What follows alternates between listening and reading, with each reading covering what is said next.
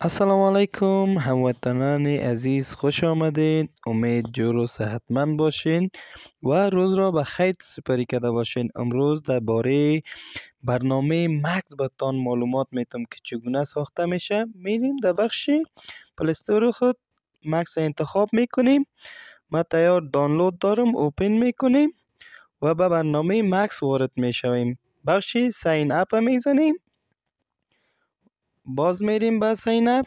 ایره انتخاب میکنیم بیننده عزیز و ایمیل خود انتخاب میکنیم، مثلا romalkhan@gmail.com و بخش پاسپورت خود همچنان انتخاب میکنیم که هر پاسپورت که شما میخواین باید او را وارد کنین و میریم در بخش ریفرین کود خود انتخاب میکنیم و یک اپشن میاد ایره باید ما وصل بسازیم و ویریفای میشه. میره به مرحله بعدی که دیگه ما میتونیم پاسپورت خود انتخاب کنیم و پاسپورت که ما انتخاب میکنیم در روی صفحه ما اقسمه تا که اکانت ما را دیگرا باز نکنه.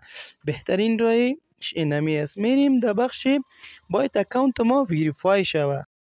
میریم به مرحله بعدی است که اکانت ما ویریفای شود و در این اکانت مکس می توانیم هر نوع کوین ها را خرید فروش کنیم.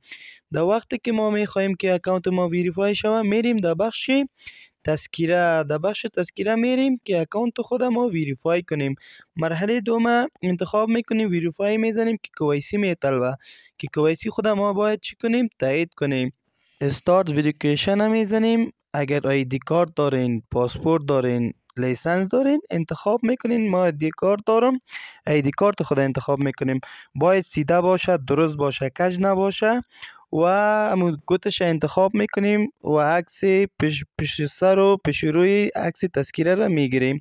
میریم در تک پیکچرش میریم و میخواهیم که ویت اسنگ دی اپ انتخاب میکنیم و عکس پیش روی تذکیره خود میکشیم. هموطنان عزیز باید مستقیم باشه، کج و پلیج نباشه.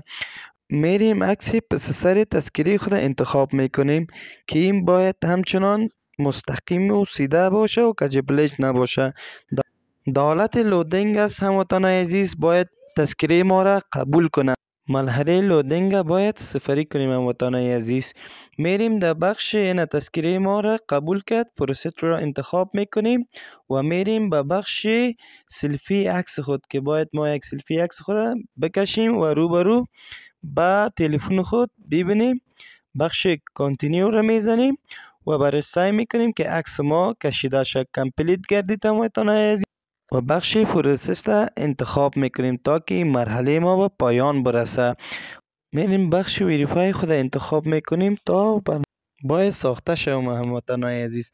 حالا میریم در بخش KYC میبینیم که ما را میگه باید شما مدت 24 ساعت یعنی یک روز مکمل شما میگه باید منتظر شوین تا اکانتتان ویریفای شود. میریم در بخش جیمیل خود. در بخش جیمیل ما یک رقم کد میآید تا که به ما نشان میده که آیا اکانت شما ویریفای شده یا نه. میریم در اکانت خود در بخش برنامه مکس میبینیم هموطنان عزیز که اکانت ما ویریفای شده. هموطنان عزیز اگر ویدیو خوشتان آمده باشه لایک و سابسکرایب فراموشتان نشه.